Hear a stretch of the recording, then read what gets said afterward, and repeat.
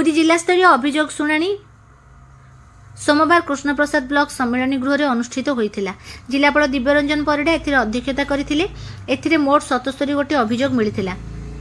सेथिरु 53 गोटी व्यक्तिगत, 20 गोटी ग्राम संबंधी और 4 गोटी मुख्यमंत्री रिलीफ पार्टी सहायता संपर्क रही। तत्क्षणात 2 गोटीर समाधान करा जायथिला। अन्य अभियोग गुड़िकर आईन अनुसार समाधान पई संपृक्त विभाग मानक प्रेरण करा जायथिला।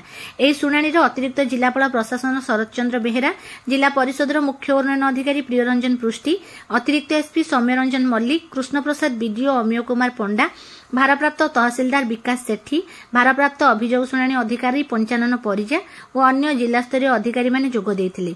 अगस्ट मास 4 तारिख रे जिला सदर महकुमा ठारे, 11 तारिख रे ब्रह्मगिरी ब्लॉक सम्मेलन कक्ष रे, 18 तारिख रे सत्यवादी ब्लॉक सम्मेलन कक्ष रे और अगस्ट 25 तारिख रे अस्तरंग ब्लॉक सम्मेलन कक्ष रे पूर्वाह्न 10 घटिका समय जिलास्तरीय अभियोग शुणाणी शिविर अनुष्ठित हेबो बोली अभियोग प्रकोष्ठ सूत्ररु प्रकाश।